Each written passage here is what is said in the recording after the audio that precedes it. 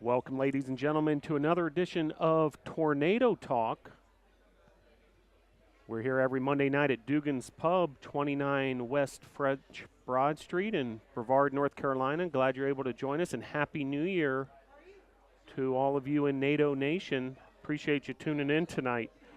Want to thank our sponsors, Arby's, Zaxby's, Holiday Inn Express, Hampton Inn, Ingalls, Mission Sports Medicine, Comporium, Pepsi, and, of course, the home of Tornado Talk, Dugan's Pub. It's going to be a festive Monday night here as the crowd is starting to come in here to Dugan's for the college football national championship game that's coming up at 8 p.m. So head on down here to Dugan's, learn a little more about Brevard College athletics, and check out the game afterwards. Alabama-Clemson coming up at 8 p.m.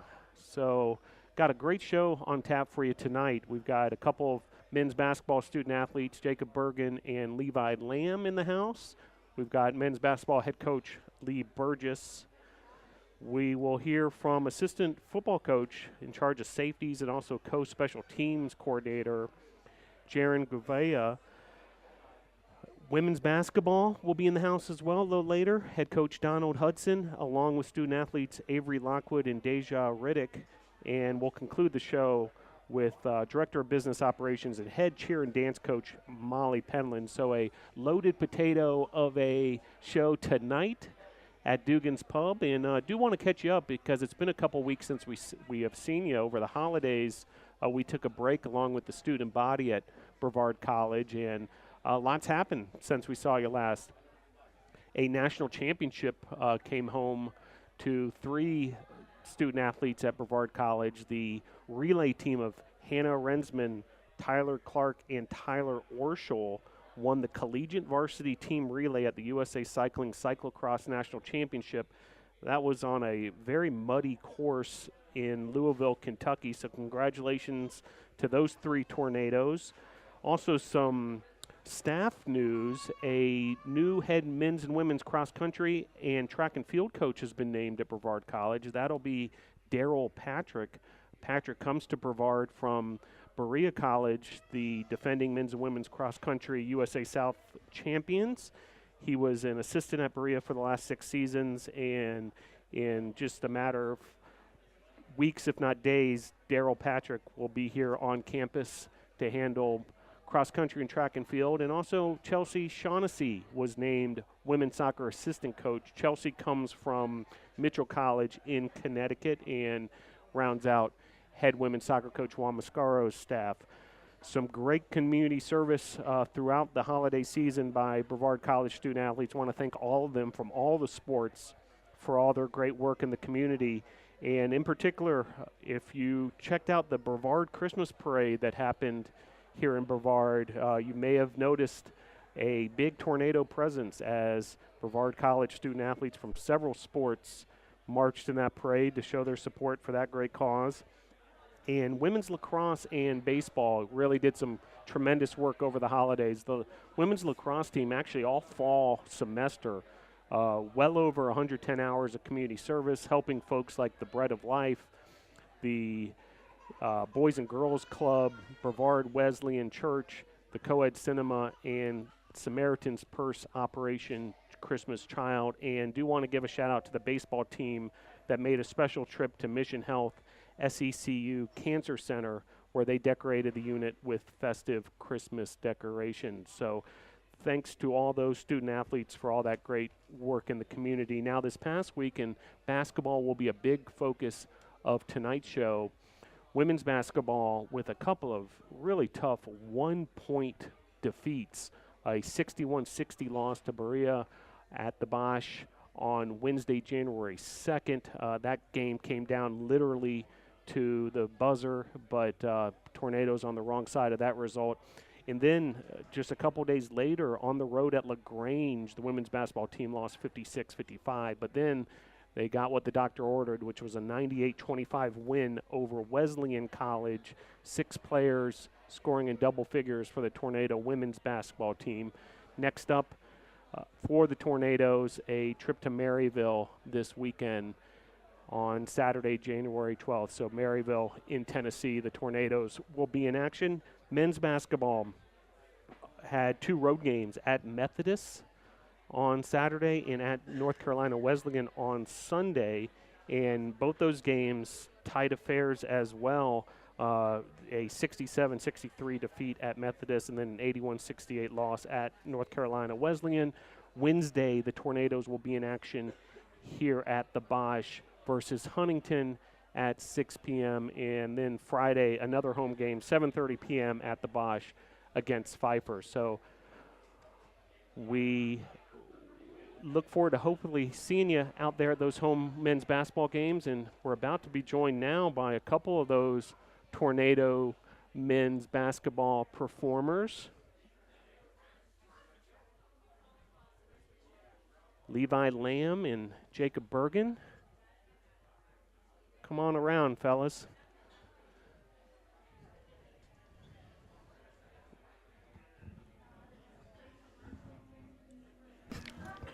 All right, Levi, welcome back to Tornado Talk. Yes, sir. Glad to be Encore back. performance for you. And Jakob, great to have you on the show tonight. Nice to be here. All right, fellas, let's get this past weekend's business out of the way first. 2 tight games. A 67-63 loss at Methodist on Saturday, and then you got to turn around and play, less than 24 hours later at North Carolina Wesleyan, 81-68, but the game was a lot closer than that throughout. Like to hear from each of you how, those 2 ball games went from your perspective. I feel like Methodist, it was just it was a slight issue on defense from transition standpoint, but other than that, I don't know really what went wrong there. Hey, I agree with Methodist. Like we had trouble stopping their guards in transition, and also they got on us on the board, like on the offensive board, and we just couldn't stop them. We have like a run. We had a run of like stopping on defense, and then we couldn't score, and then we would be scoring, but we couldn't stop them on defense, and ultimately we couldn't get enough stops to win the game.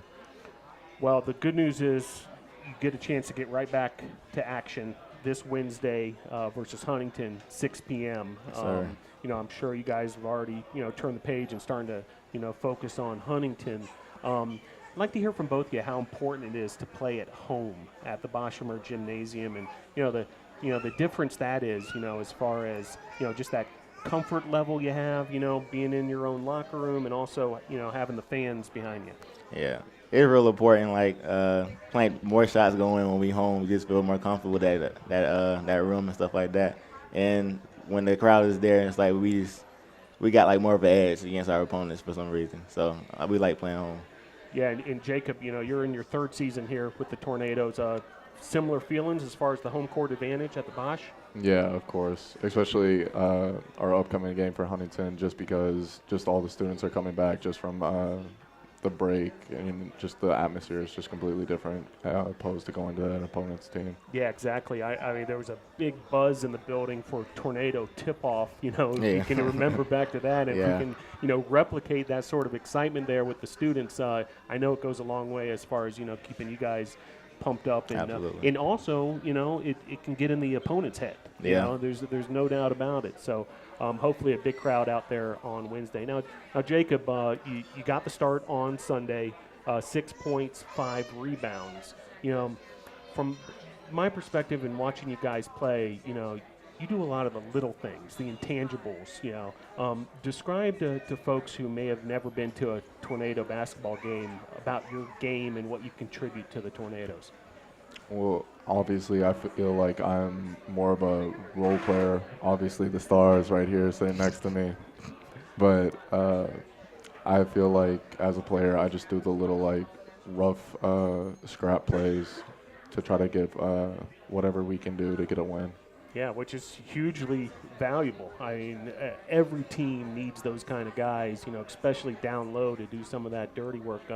Levi, how important is it to have, guys underneath, getting those, loose balls and that kind of thing to, maybe even, open up some more offensive opportunities for you? That's exactly what it does, open up. Like, if we get more possessions with guys like Jake and Cavell and Hayden, you get them guys in there, they box out. They do the stuff that, like, guys like me don't want to do. Like, they get in there and do all the dirty work. So we need players like that to do stuff everyone don't want to do. Now, Jacob, you called Levi the star or a star on the team. You know, like you to talk a little bit about him. You know, and what is his game like without giving away the all the secrets to upcoming opponents. But what makes Levi here to my left so valuable?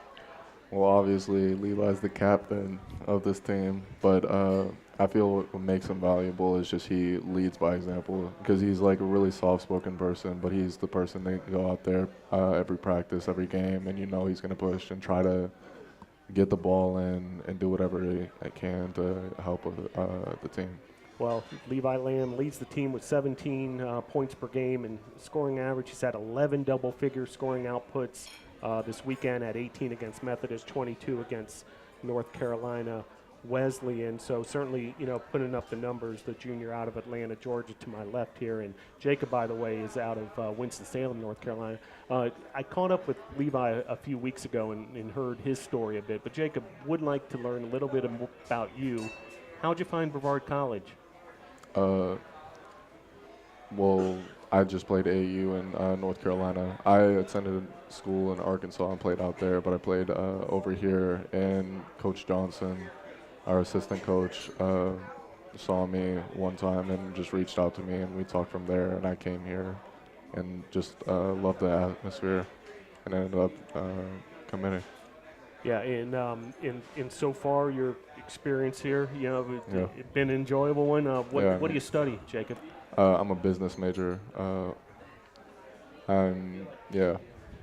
See where that takes you. Yeah. Very good. Well, folks, these two are part of a team that provides a very entertaining brand of basketball. I recommend you get down there to the Bosch on Wednesday against Huntington at 6 p.m. and then against Pfeiffer on Friday at 7:30. One last thing, just kind of, non-related directly to the Tornadoes. Let's talk a little NBA, okay? I'd like to hear from both of you. What was the team you followed the most growing up? And then who was the player you emulated the most or who you enjoyed watching the most growing up? Okay. Well, I grew up in Minnesota, so I'm obviously a Timberwolves fan. My uncle used to take me to just a bunch of games growing up, so I just loved watching them. But LeBron, of course, that's just like his athleticism just makes it to just every moment you watch him just enjoyable. Now, I thought you were going to go Kevin Garnett on, when you mentioned Timberwolves. I was too young. Yeah. Like that. You might have had the Kevin Garnett onesie or something, as an infant. I got to go look at the photo albums, maybe. That's right. And Levi, how about you? What do you enjoy as far as the NBA? Growing up, it was the White because he was from Atlanta, so I used to watch a lot of him. And then when he started getting bad, I started to watch a lot of Kevin Durant. So, Kevin Durant, that's my guy. That's the person I like to watch and emulate. Yeah, and are you guys able to still watch a lot of NBA action, these days? Is that something you guys do as a team or even just amongst a couple teammates, settle in with a NBA game and enjoy it and maybe learn a few things? Yeah, most definitely. Some nights we'll go into Beam lobby as a team and we'll watch some games on TNT or ESPN if we don't have practice or a game. So, yeah, we watch most of the games as possible as a team. Very nice. Well, appreciate you both coming on the show. Before I let you go, just want to give you both the opportunity to say hello to anybody who might be, watching back at home, or thank anybody who's, helped you along the way to bring you to where you are today as far as being a student athlete at Brevard College. Nothing in particular. Just thank everybody who comes out to the Boschmore games and supports us. I thank my brothers and my dad for helping me because I'm the youngest of 7, and they all play basketball, so I've been learning from them. And, of course, LB and KJ helping me on this college ride. I've been getting better each year.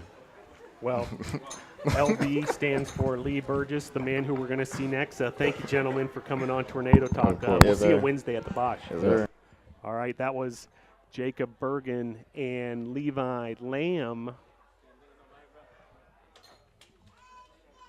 two of those men's basketball student athletes who, you'll have the opportunity to see at the Boschmer Gymnasium if you come out either Wednesday or Friday night.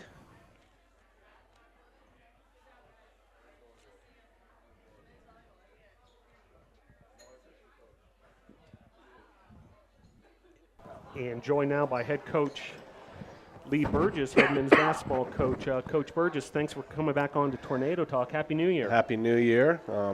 Glad to be here. Feeling a little old. I mean, Jakob says he's too young to remember Kevin Garnett, and so right. I'm soaking that in and what that means. Yeah, I at least thought he would say, I know Garnett as a Celtic, not a Timberwolf. Man. Maybe go that direction, but just too young altogether. Yeah. It's tough for me to stomach as well.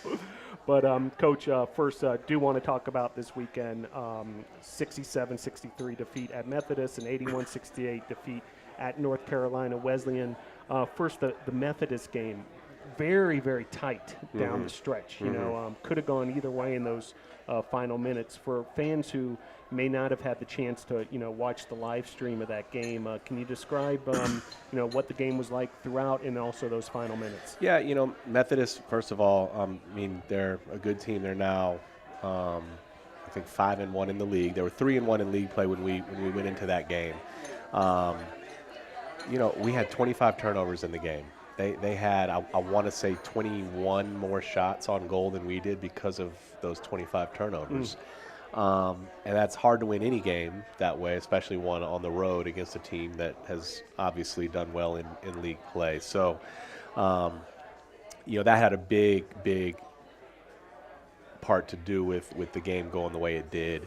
Our guys showed resiliency because, I mean, some of our turnovers were just frustrating turnovers that a little uncharacteristic for us to make the kind of turnovers we were making. I mean, throwing the ball to nobody out of bounds, dribbling it off of our foot, things that we typically haven't really done. So I know we're not trying to dribble it off our foot. I know we're not trying to throw it to nobody. So to overcome that and deal with that frustration and still be able to make the game what it was, I think shows a certain amount of character that our guys trying to stick with it. And we've done that a couple times this year where, leads have been what they were, and we've been able to stick with it and kind of get over the hump. And we hit a 3 late to cut it to 3, I think, with 2 minutes left, and had a couple chances to chip it even closer than that and weren't able to do it. And, we're down 2 and needed a steal or a turnover and didn't get it. We fouled them. They made 2 free throws, and that was the final spread. So, that was disappointing because, again, if you cut the turnovers in half, from 25 down to 12, and Methodist did not pressure us a little bit, but not a lot. I think 12 to 15 turnovers in that game is certainly a reasonable amount for us facing the kind of pressure we did, and I think if we do that, then the game potentially has a much different outcome than what it did. So that was hard to swallow, knowing that a lot of our wounds were self-inflicted in that game. North Carolina Wesleyan is a very good team. Also on the top of that USA South leaderboard with a 6-1 conference record, just like Methodist. Yep, and had taken a Division I opponent to overtime earlier in the year, and they're a very quality team. And our guys really played hard in that game. We were a little shorthanded, dealing with a few things off the floor. We weren't able to get our full complement of players out there. But the guys that were out there really worked and tried. North Carolina Wesleyan is a very, very talented offensive team. A lot of weapons, can score in a lot of different ways. And I think they shot like 60% against us in the game. And I think some of that was dealing with some of the guys that were in the game for us not quite as experienced as we would have liked. I think we dealt with some fatigue in that game as well, with guys who were trying to ride as long as possible because our bench was shorter. But we competed. We did. Just didn't quite have enough firepower and enough stamina, I think, to get closer in that game. So, the Methodist game, we had our full complement of players and shot ourselves in the foot, so to speak. And the North Carolina Wesleyan game, again, we had some self-inflicted wounds from some stuff off the floor that we had to deal with in the game.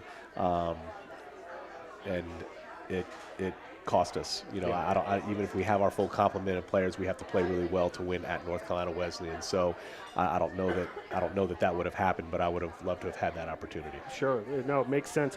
And the Tornadoes led 21-20 with 7 minutes to go in the first half. North Carolina Wesleyan goes on a big run, and then the Tornadoes continue to chip away on that lead in the second half. And I'd argue that the 13-point spread that this game ended with, the game was much closer than the score indicated. No doubt about it. Now Wednesday, January 9th is just a couple days away. Huntington, 6 p.m. at the Bosch. We're encouraging folks to come on out and pack the Bosch. Yeah. How big is this game as far as getting back on track as far as the Tornadoes go, and what do we know about Huntington? Yeah, as a coach,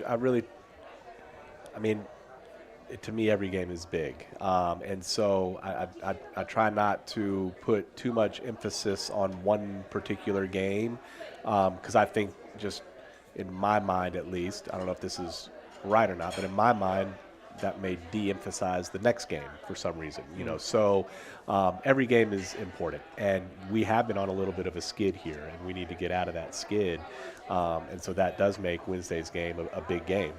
So I think you can find, a lot of reasons for a particular game to be big.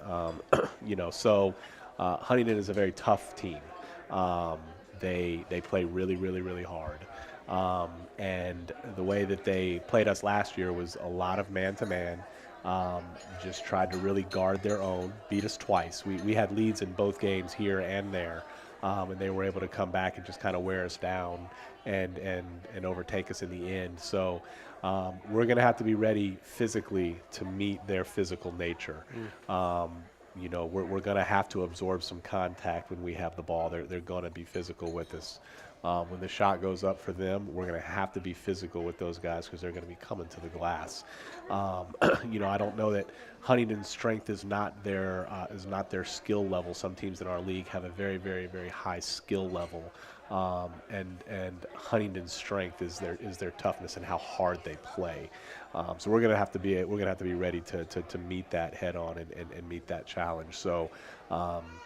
We'll get our guys prepared. We were off today from being playing Saturday, Sunday, so we were off today. So we'll get in the film room tomorrow and on the practice floor tomorrow and start to prepare them. Coach, a few weeks back, you gave us a little bit of insight of how you handled the Thanksgiving holiday and the scheduling, and I think fans really enjoy hearing how all that works. Now, can you bring us up to date as far as what the Christmas break, was like for the team, because you guys keep on having games, but you also, have to manage, giving, the student athletes, some time off. Right. And then, into the here and now of this week where school began today as far as classes beginning. Right. Yeah. So we played Gardner-Webb on a Wednesday. That might have been the 19th maybe.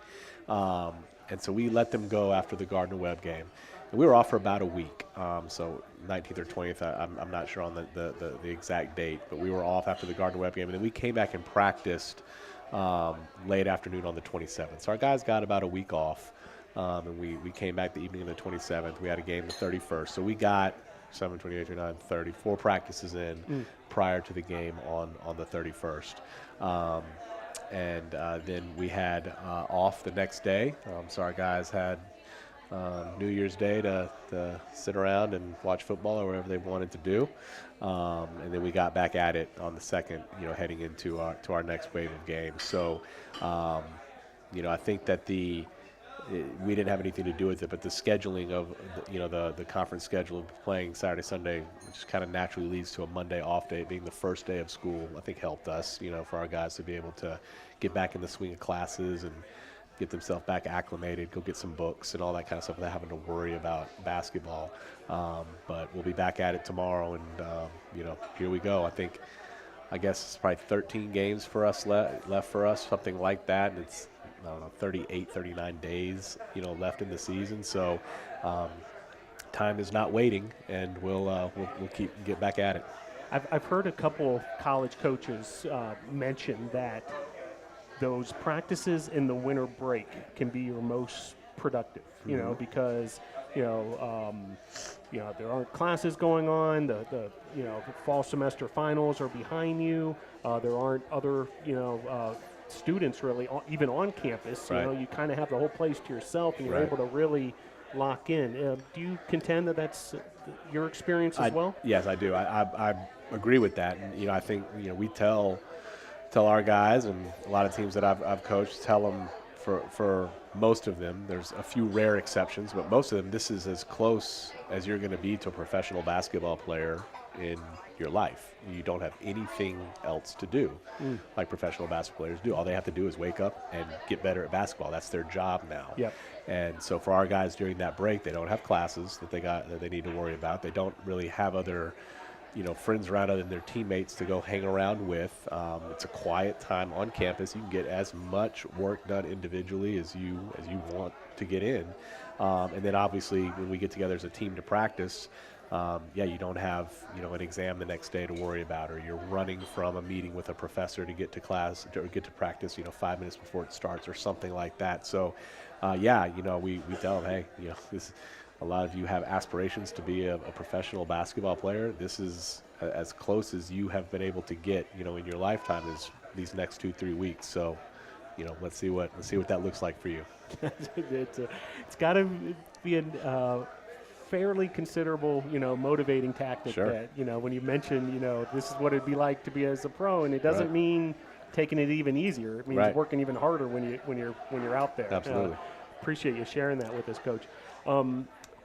This Wednesday, January 9th versus Huntington at 6 p.m., then Friday versus Pfeiffer at 7:30. I know we prefer to go one game at a time, but tell us a little bit about we Pfeiffer. prefer to go one game at a time. Pfeiffer is they're going to be a different style than Huntington. It's going to be a very different prep. They play a lot of guys, and they will sub them very, very liberally and try to make the game as chaotic as they possibly can. They are going to spread the floor offensively and shoot a lot of threes. And defensively, again, try to make it as chaotic as they can with some pressure and mixing up some defenses and things of that nature. So Pfeiffer's had some good results in their non-conference schedule. They've struggled as they've gotten into league play here. But it's a program that has been pretty successful the last 3 or 4 years. They've had some really good teams over there, and so it's a program that's used to winning. So that's one thing you got to contend with, is just the culture within that program, and then number two, just the very different styles of play. I mean, Pfeiffer is different from really anybody we're going to play, not just Huntington, but you could have put anybody in that game on Wednesday, and it was going to be a different prep for Pfeiffer, you know, with really one day to work at it. So after we get done with Huntington, we'll learn from that game whatever we need to learn from that game and turn the page quickly, because it's going to be it's going to be part of the task is getting your team oriented to what they need to do in just a single day of prep. Yeah, no, that sounds like that Thursday is going to be a key day of prep, no doubt about it. So fans, I want you to come on out Wednesday, January 9th versus Huntington, 6 p.m. at the Bosch, and then Friday, January 11th, this Friday, 7:30 p.m. against Pfeiffer. Hope you're able to come out and support this men's basketball team, an exciting brand of basketball. And last thing before I let you go, we had Levi Lamb and Jakob Bergen on the show earlier. Tell us a little about those two. You know, they were humble, just like all your guys, that they weren't going to talk about themselves too much. But always love to hear your perspective, Coach. Yeah, Levi. Second time you've had him here on the show. Levi, is really doing a lot for us. Statistically, he does a lot for us. But then obviously, what he's able to do between the lines, just from a leadership standpoint, has been really, really. It's been really good this year. He's becoming a little more vocal. That's not really in his nature, to just be a super vocal person amongst, I guess, in terms of from a challenging aspect, but he's growing into that well. And because of his talent level and because he brings it every day in practice, the guys really respect what he has to say. And so, we're asking a lot out of him, and he's shouldering that load right now. Very glad we're going to have him for another year as well after this one. Jakob is part of that same class with Levi as a junior, and Jakob has had a role on this team since his freshman year. he is a really, really, really hard worker. And because of how hard he works, things don't always come as easily to him on the basketball court as they do some people. Levi's got just a lot of talent. Just naturally, things come a little easier to him on the floor. And Jakob has to really work for everything that he gets. And so because of that work level that Jakob puts in, day in, day out on the floor, Jakob is in the weight room a lot in the off season, just trying to make himself a better player. So when people see him putting in all that time, not only when we tell him to be there, but when it's his free time, then guys naturally respect that as well. He's a tough player. Nobody is going to really push him around on the court. He's going to meet every physical challenge head on. And so, he brings an element of toughness to our team that, some of our guys, I wouldn't say that our guys are not tough. We have a toughness element, but we are not the biggest, strongest, bulkiest people out there on the floor usually. But Jakob is one of our bigger, stronger guys and has an element of physical toughness that our team doesn't always have. So he's definitely a helpful member of our team. Yeah, it sounds like both lead by example, but both in their own, style and way. Folks, come on out, see Jakob, see Levi, see this gentleman to my left squad this Wednesday and this Friday night at the Boschmer Gymnasium. Coach, thanks for coming on Tornado Absolutely. Talk. Thanks, Phil. See you soon. Head coach Lee Burgess joining us. Men's basketball. Hope you can come on out to the Bosch and see the Tornadoes in action.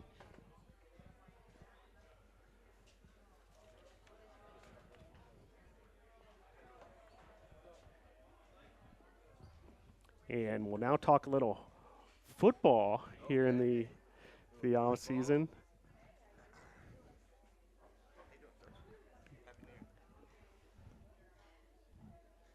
All right, joined now by Jeron Gouveia, special teams co-coordinator, assistant coach, handles the safeties for the Brevard College Tornadoes. Great to have you on the show, Coach. Thanks. Yeah, I'm excited. Always good to be on here with you. Yeah, welcome to the 2019 edition of Tornado Talk. It's amazing how time flies. Well, Yep. Coach, I want to let folks know a little bit about your personal journey, but before we do that, let's talk about this past season for the Tornadoes. Cool. And from your perspective, finished, on a nice little winning streak at the end there. A lot of great things to take from the 2018 team. A small but strong senior class. Yeah. 6 Tornadoes garnering USA South Conference honors. Bubba Craven going to the National Bowl in Daytona Beach. So a lot to, hang your hat on. But, Coach, from your perspective and for someone who lived it, what was the 2018 season all about? It was exciting. It's been an exciting journey this whole time since we've been here, but specifically this past season, I saw a lot of growth, especially with our young players. Our roster, majority of our guys are going to be underclassmen, and for us to compete at the level that we did, and having kind of a rocky first half of the season, and again finishing strong, I think that showed a lot of growth with our young guys, and it's really exciting having our first recruiting class really coming in and start trying to build off of that. So I'm excited for the future. Obviously this season coming up, but I saw a lot of good things, and of course it's always bittersweet to watch those seniors go, and they were with us from day one when we first got here 2 springs ago, and they were just young bucks at the time as well. But to see them develop and grow and finish strong and see what Bubba did and to see what some of those guys got recognized for, I mean, they worked hard for it.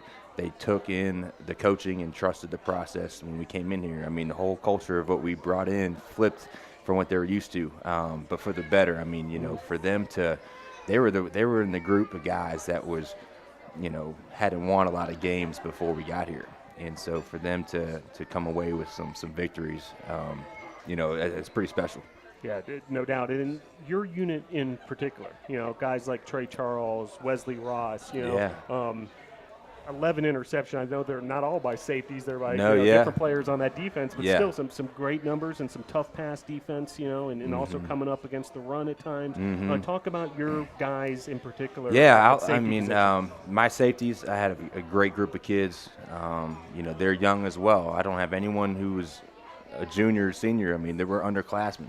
And for Wesley Ross to have the year that he did, led the defense in tackles. And you look at him, and you across the sideline, you wouldn't say, "Oh man, that he doesn't look as intimidating," being a young buck that he is. But for him to play as tough as he does, one thing I credit Wesley with is his football IQ and understanding my coaching, understanding the defense as a whole, being able to make the checks and adjustments on the fly. Obviously fitting up his gap and coming downhill to make the tackles that he does. Really impressive looking at him and seeing his growth from freshman year to this past season as a sophomore. And I'm really looking forward to seeing him develop further this offseason training, going into summer into camp, and being a leader for us stepping forward this next season. And then Trey Charles, obviously a dynamic player. He was a huge playmaker for us in special teams. He took a leadership role, which I was glad to see, only as a sophomore too. But he was able to, handle the checks and adjustments, roll post a lot. He played in the post a lot, which helped him and helped our defense and guys really in the secondary. I mean, when you talk about what we were able to do in the secondary with all sophomores and freshmen, behind them. I mean, we started all sophomores and placed first in the conference in pass defense. That's something Coach Jakes and I are really proud of, and on those kids. I mean, they take the coaching. Obviously, we work hard and they work hard in practice, and it shows on Saturdays. And it was great to see, Q Jackson. He was in the race for picks in the conference. He's come a long way with us. He was one of the, he was a freshman when we first got here too. So. Really good to see. I mean, my safety group, can't say enough about how hard they work each week. I mean, they really put the work in, Monday through Friday, and then the performance shows on Saturdays. So really, really proud of them. Great stuff. Now, you mentioned Coach Luke Jakes, and Coach Jakes, for those who might not know, coaches the cornerbacks, but also splits the special teams, assignments with you. How do you guys work together, but also delegate as far as who handles what, both with the secondary and also the special teams? Yeah, Coach Jakes and I work very closely together in all phases of what you just mentioned with secondary and defense and then special teams units. I think this year specifically, I feel like we took strides as working together in special teams and in the secondary, and just understanding what needs to get done in each individual position group within corner and safety, but then as a unit, and understand communication, certain formations and looks and adjustments that we need to make. I think this year we took the strides together on the coaching side of things, but then also as a group with our young guys. To see them come perform and play the way they did was fascinating. I mean, it really was, and we're really proud of it. When those stats came out and we came up first in the conference, he was my first stats. We were really pumped. But with special teams, obviously it's a huge phase of our game. Us being a younger program, that's a big emphasis here, especially under Coach Kayat.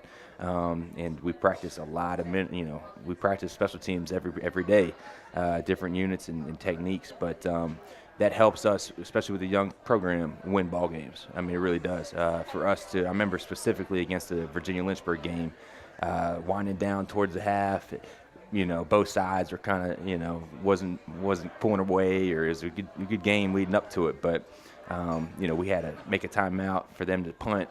Coach was like, "Hey, can you block it?" I was like, "Oh, yeah, we got something for it." And, dialed up a block.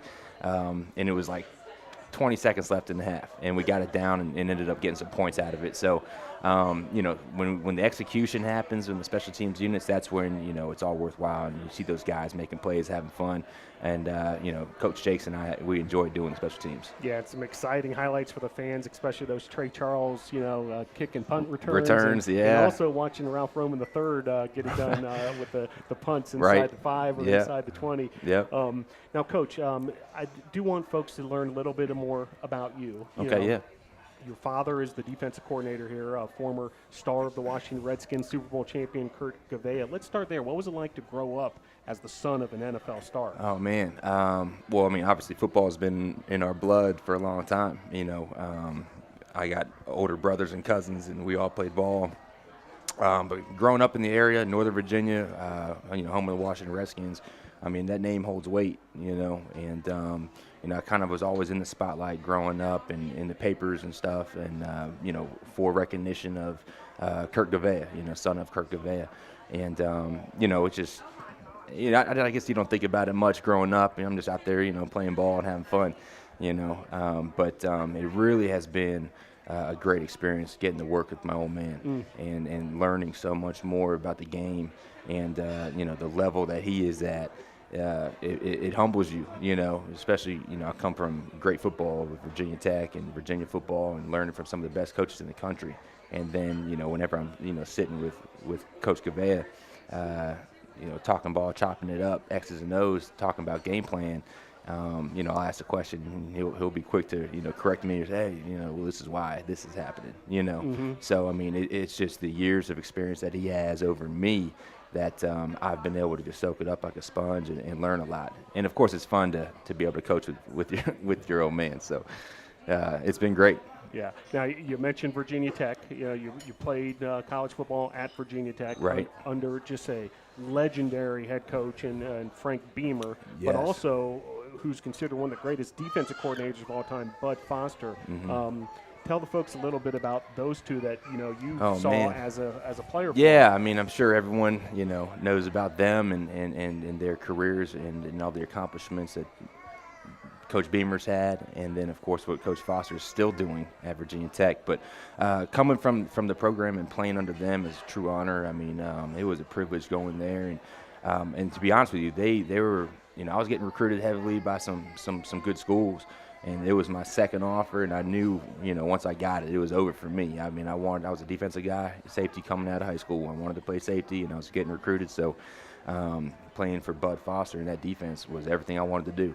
And, and so I'm a product of that, that program under Frank Beamer. And, it's about Beamer ball, special teams, defense. But, learning from Coach Beamer, learning from Coach Foster, my position coaches, who are also some of the best coaches, arguably in the country. And, that's just, how much, of an honor it was. And, being able to pass that knowledge on to my players now, I think it's showing up on Saturdays. When I talk to my recruits and I tell them, hey, look, this is the coaching staff we have here at Brevard College, at some time, you're going to be sitting in my shoes maybe saying, hey, you've had some of the best coaches in the country coaching you. And, I really believe that. Yeah. And, I again, can't say enough about Coach Beamer, obviously, and Coach Foster and the coaches I had, everybody involved. I mean, it's more than one or two, coaches. I mean, it's a lot of people involved. And, I see that happening here at Brevard. And it's exciting, and that's why I'm so excited about moving forward, man. This next year is going to be it for us. We're going to have a winning season. I think depending on how we develop and grow in this off season, I really want to be able to compete for the conference in the championship. Yep. I mean, I'm not afraid to say it. I mean, that's what we're shooting for. That's our goal, conference championship. And it's hard work throughout the year, and then I'm trying to encourage my boys. The players currently to put the work in early, so when it comes camp time, we're ready to roll, ready to execute, and do what we got to do to be the best. Yeah. And so. Well, I spoke to Coach Kyatt all season long, and what I learned from him was you guys are building something great around here, and doing it the right way, and you got a young group of guys to build off of. But also, I know you guys are tough and working hard on the recruiting trail. Continue to build that squad. Coach, let's just finish with this. This time of year, what are you guys up to? Busy time as far as recruiting? Oh man, yeah, this is a critical time of the year. Not only for the coaches and the recruiting, but for the players. And I mentioned a little bit about the off-season training and us being young. That's important for them to understand. And for the recruiting aspect, it's nonstop. I mean, we got a great coaching staff, and we're all in different places. Us having X amount of coaches that we have, up to 10, 11. I mean, we can really hit a lot of areas. So we're on the road constantly. We all kind of have our home states that we primarily recruit, but I got a handful of guys everywhere else. If I had to have Coach Dynamite, Coach Gown, or Coach Bather, or somebody in those states say, hey, we got to go see this kid. What we do differently than I think most places is really build relationships and rapport with these recruits and these families. A lot of us, if we're in the area, will definitely make a house visit, home visit, and I think that just separates us in the way we operate than our competition. Yeah. And, it's showing, each year, we're ahead of the game this year than we were our first year as far as this time and how many recruits we have committed and signed and ready to go, which is impressive and good to see. It shows that we're doing the right things and we're taking the right steps and doing it the right way. So it's only going to grow from here. We're still recruiting. We're halfway through the recruiting. I feel like we get more guys the later in the spring it gets because of those guys that are waiting on whatever they're waiting on, it may fall through, and that's when you start getting more. So I anticipate it to grow exponentially as we move forward in the spring through spring ball. And then from there, hopefully we got our roster ready to go, and it's go time, come August. Well, the 2019 fall schedule, you can find it on bctornadoes.com. It's already been released. Go ahead and save those dates as dates you want to be at Brevard Memorial Stadium and see the results of all that hard work. Coach, thanks for coming on Tornado Talk tonight. Thanks, Phil. It's yeah, been a great. blast, and we'll see you down the road. Awesome. Good luck this Can't offseason. wait. Thank you. Coach Jeron Gouveia, assistant coach for the Brevard College Tornadoes football team, handles the safeties, also co-special teams coordinator. Great to catch up a little bit on the football side of things, and we go from the pigskin right back to the round ball now. Head coach Donald Hudson. Coach Hudson, thanks for joining us on Tornado What's going Talk on, again. Phil? How you doing? Hey, Thanks great for having to see me. you. Thanks. Well, Coach, an interesting week Yes, for the Tornadoes, it has no been. doubt about it. It has been. 2 1-point losses, both, just coming down to the last minute, one of them in overtime. Before we get on to, the big win over Wesleyan this weekend, the first game, which was played on January 2nd, Wednesday, people, as far as a fan perspective, just getting back, rolling. I'm sure you guys were busy working in the offseason, but that game came down to the final seconds, a 61-60 defeat. What was the good, the bad, and the ugly from that first game of the new year? There's been some good and bad within the last 4 out of our 5 games. We were able to get a win within those games, but the thing that we're doing, we're learning. We're learning. We're getting invaluable game experience that you only can get if you go through it. I could talk about it, I could watch it myself, and it's only something that you get when you go through it. Myself included. As a program, we're still pretty young. We have 2 seniors on our roster, and I say program because it's everybody, myself included. I'm only a third-year head coach, so I'm making mistakes every day. And as long as we learn from them and continue to go forward, I love the group and I love where we are right now. We're starting to play our best basketball. And we're not getting the wins right now, but I think if we continue to press, continue to do the things that we're doing, they're going to show up here in this next stretch. So I like where we are as a team. We're learning from our mistakes. And that's the biggest thing. As long as we learn from them and don't make the same mistakes, I think we'll be just fine. Now, before we move on from Brevard, I do want to ask you one thing. If you looked at the box score, you can't help but notice the free throw differential, and they really capitalized on it. They got to the line, almost 30 times. We only had 4 free throw attempts. Now, I don't want to get into what happened that game exactly, but what I'd like to know is, as a coach, is that something you work with your players on after the fact? On hey, there's an art to defending, but not putting your the offensive player on the line to be able to capitalize like that. Yeah, it's something that we've talked about for the last 2 years. It kind of speaks to our youth. I want to be an aggressive, attacking defensive team, but at the same time, we got to play with our hands back. It kind of takes games like that for us to really realize that if we keep that team off the line, we did a tremendous job defensively. If we don't walk them to the line 38 times, like you said, that's our basketball game. Yeah. I don't want to point any fingers or anything. The refs made the calls they made. As a part of the basketball game. But it speaks to something that we continuously have to go through, and we're learning from that. So as long as we know, we see that team again, we'll play them again. As long as we know we cannot foul and keep teams off the line, I like our defense. But I don't want to completely dial it back because I think that's a strength of ours. We play an attacking style. We want to make teams uncomfortable offensively. We want to dictate the pace, and as long as we learn that we can not foul these teams and keep them off the line, we'll be just fine. So it speaks to the growing pains that we're going through right now. Now, this past Friday night, you went on the road, start of a stretch of road games for you guys. Yes, sir. And you had the game at LaGrange. You sent them to overtime. For Yeah. folks who didn't get the chance to maybe watch that game online or read the recap, what happened down the stretch there, and what did folks miss? They missed the game where we fought. We really fought in the second half. We got off to a slow start offensively, but defensively we were right there. A 7-point game at the half. You have a chance. And down the stretch, we scratched and clawed, got back into the game, had some shots that didn't go our way, some possessions that didn't go our way. But a one-possession game there late in the game with a chance to win, that's all you can ask for.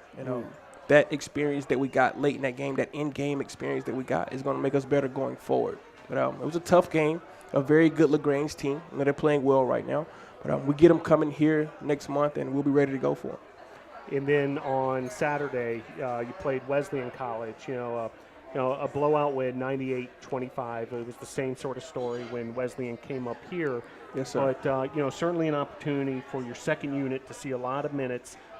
You spread the ball around. It looked like tremendously 6 different players in double figures. What were the things you felt good about coming off the Wesleyan win? Going into that game, we knew it was going to be a game where they were down a little bit, but we preach about playing a certain type of basketball no matter what. Like, no matter what they have going on, we still want to play our brand of basketball. Sure. And that's Brevard College women's basketball, and that's what we did.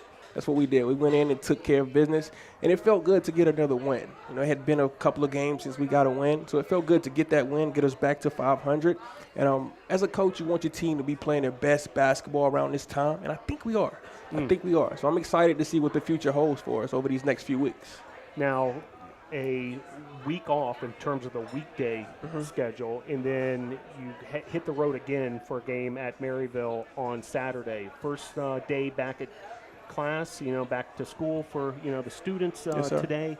What's this week like in terms of practice heading into the Maryville game? So last week we had 4 games, and that was very demanding on the squad. So Coach Hyatt and I decided to give them these next 2 days off. Monday and Tuesday we'll take off, and we'll get back to work on Wednesday. We'll get back to work on Wednesday, Thursday, Friday, and prepare for a very tough Maryville team and a very tough Piedmont team. Those teams at the top of the league, and that's what we're striving for. So it's going to be a good measuring stick for us.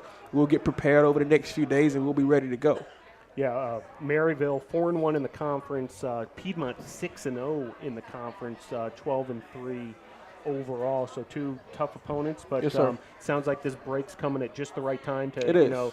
get your legs back, but It also prepare for those opponents. Now Yes, sir. we've got 2 of your student athletes coming up next.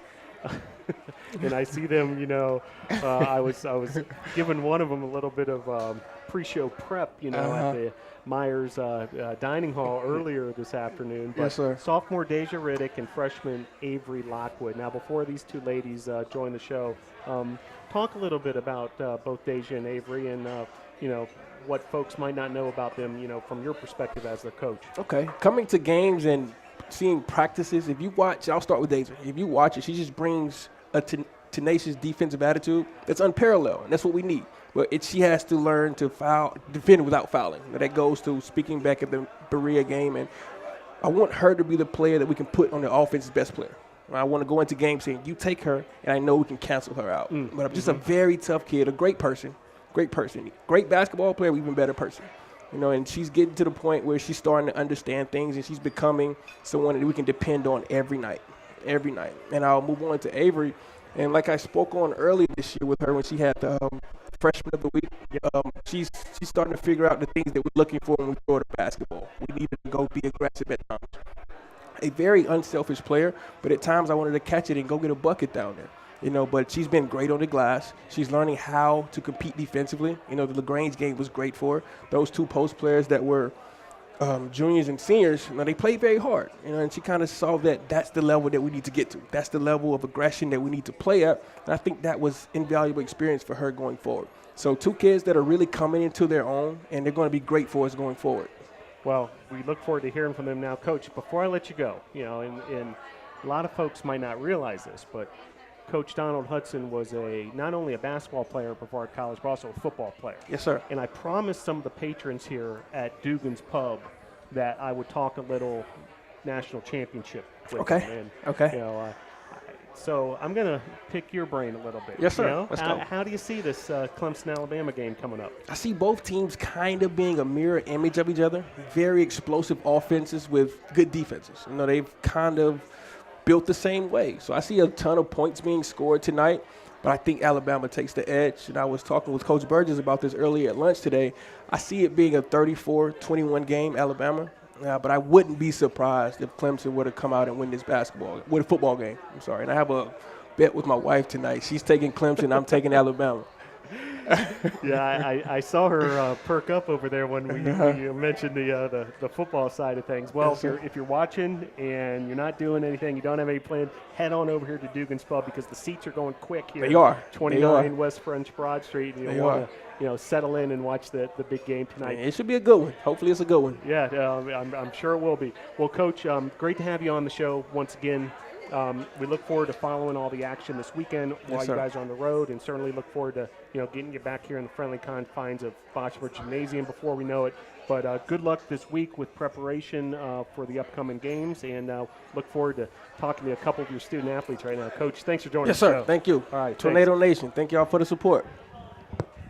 All right, that was head coach Donald Hudson.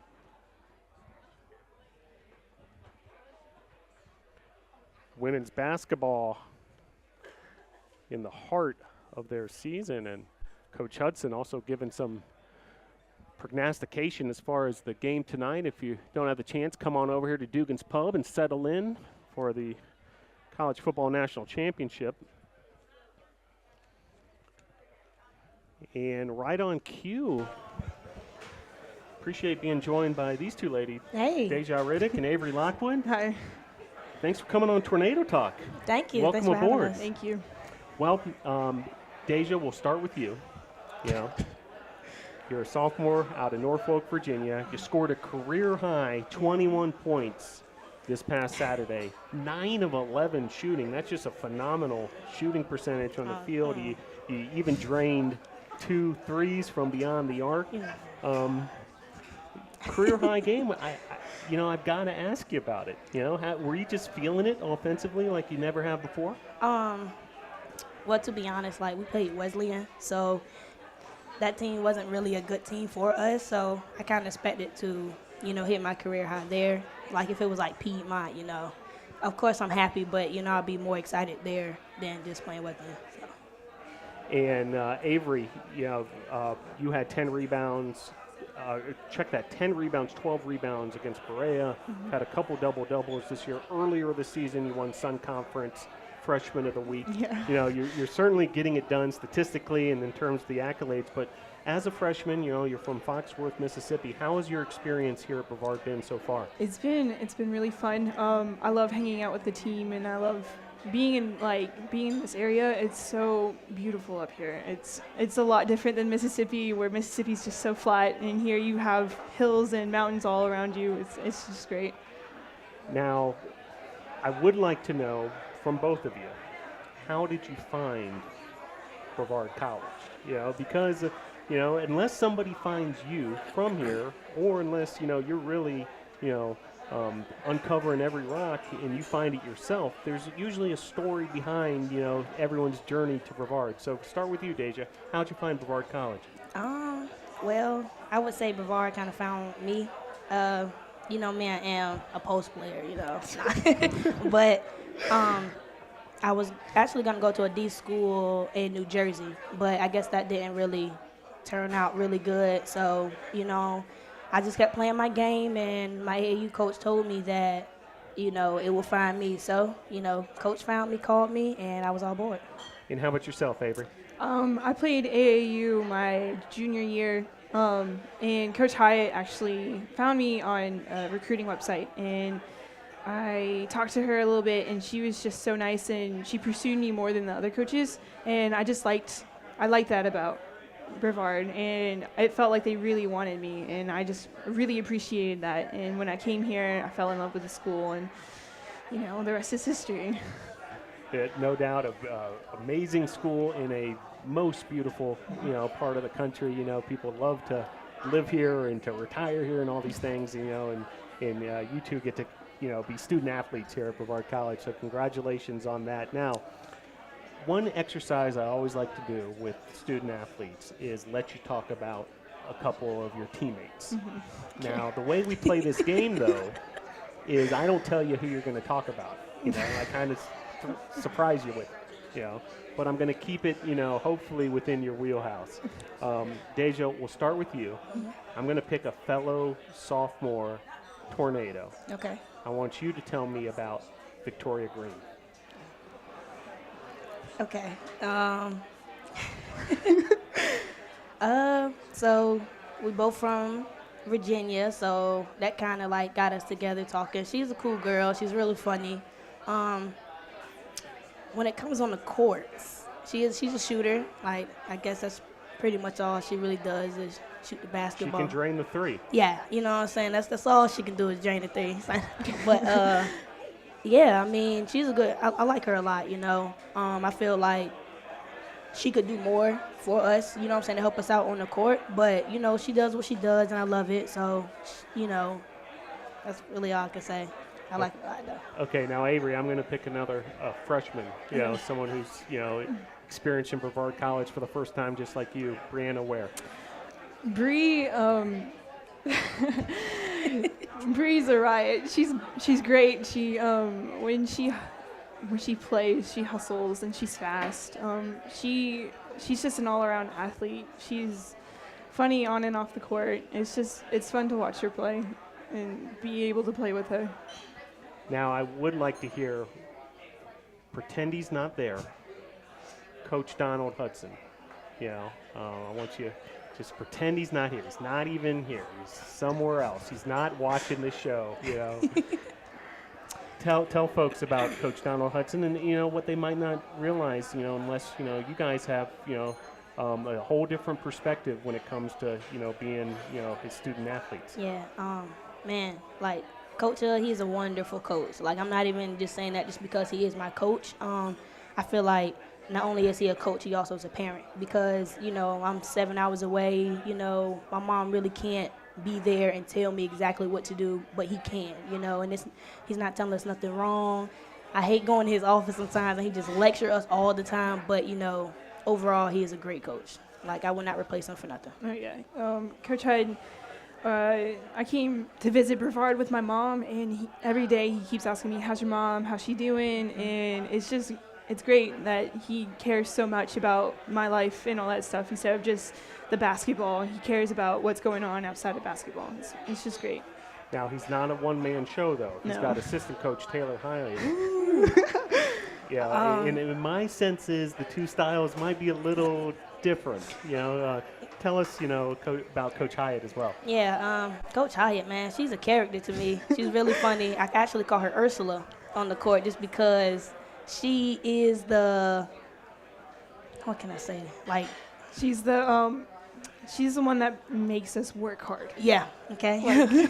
We go to practice, she the one. Let's get online, we're running. So, I mean, she just wanted to make us better, but outside of basketball, I go to her office almost every day to talk to her. Ursula, what you doing? So, I like her a lot too. She's my girl. Yeah. Since Coach Hyatt played the same position I did, it's really cool to bounce off ideas from her and learn some things from her that I need to work on or anything like that. And Coach Hyatt, she's just really funny, and I love watching her sometimes. It's just fun. Now, next up, you guys are in the middle of this road trip, this stretch of road games. You're back here on campus, first week of the spring semester, so back to class and back to the routine, but right back on the road this weekend with, beginning with the trip to Maryville in Tennessee. Is that tough on you guys as far as, the road goes, or is it something you guys look forward to in terms of being able to, bond with your teammates and, sort of just focus on, the task at hand? It is difficult. Like, are you asking me how is it leaving and being in school as well? It is hard, but we are just now starting, so I feel like it's going to be okay for this weekend coming up. I am looking forward to spending time with the team. But, I'm ready for that. I'm actually kind of used to it. I was homeschooled and I traveled a lot for basketball, but I'm used to bringing school with me on the road. But it is fun to be in a bus with my teammates because there's just things that go on that you don't experience when you're homeschooled, and it's really funny and it's just fun. Well, there's no doubt those are some of the memories you're going to have forever, as far as some of those nights with your teammates on the road, where you really can bond. But business at hand, this game at Maryville. What's the key to this week's preparation, and then the game at Maryville, and continuing get another W this weekend? We got to play our game. It all starts on defense. As Coach tell us. Sometimes we get stuck on, okay, because we're down, this is what I'm going to do. I'm going to bring us back. We need to work together as well and just play our basketball like we're supposed to.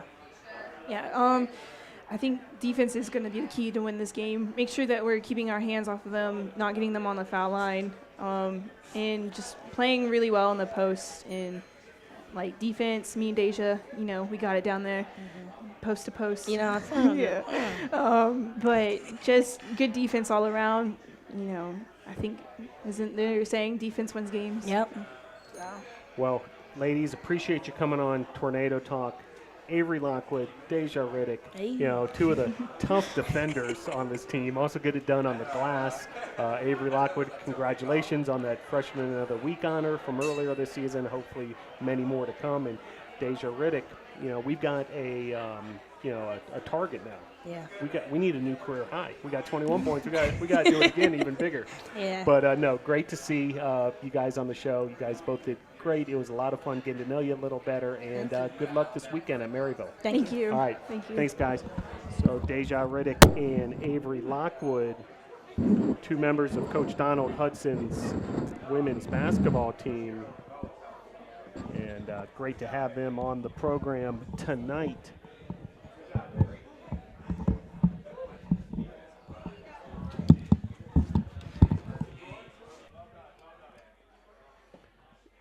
And for our final segment, happy to have with us Molly Penland.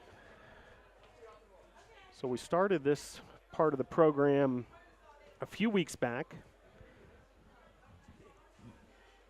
It's an inside look into Brevard College athletics and what goes on behind the scenes. But tonight's guest, Molly Penland, is not only the Director of Business Operations, but she's also the head cheerleading and dance coach. So I do want to talk a little cheer and dance with you, Molly. First of all, thanks for coming on Tornado Talk tonight. Sure, thanks for having me. So, Molly, first, you were recently promoted to Director of Business Operations, Right. For Brevard College Athletics. Tell folks, who don't know what goes on behind the scenes at Brevard College Athletics, what your roles and responsibilities are. So as the Director of Business Ops, I pretty much handle everything with money. That means budgets, credit cards, purchase orders, check requests, payments, deposits, all the business stuff encompassed goes to me. Sounds like a lot of detail and, It is. certainly a lot of responsibility, and congratulations on that promotion. Now, Thank you. How did you get into athletic administration? Well, I was a student at Brevard from 2012 to 2016. I was on the cheerleading team. I worked with SAAC with Miranda Nash when she was here back before she came back. And then I graduated. I was kind of in between a master's program and a job, and so Juan Mascaro, the previous AD, called me and said, "Hey, we have a job open. Do you want to take it?" And I said, "I'd be happy to take it, but I'm not working nights or weekends." So Which is quite a gauntlet to throw It down was. when you're going into the it sports was, industry. and here I am. So Well, you do have a master's degree, MBA from Western Carolina, and you bring a interesting perspective, being a fairly recent student athlete yourself, as far as a member of that cheer and dance team, but now the coach. Talk about that a little bit. How you've had to sort of change, in Right. yes, you can relate to maybe what the student athletes are going through, but at the same time, you're their leader now. right. It was a difficult transition. I think it was a little bit harder than I thought it was going to be. There's still girls on the team now that I cheered with. So I went from being a teammate to a coach. So they've helped me a lot, kind of, reminded me of what they need and what I could give them, how to make things better, but also they've been great leaders. I could really go to those girls that were once my teammates and trust them to, step up where I needed it. So it was an interesting transition.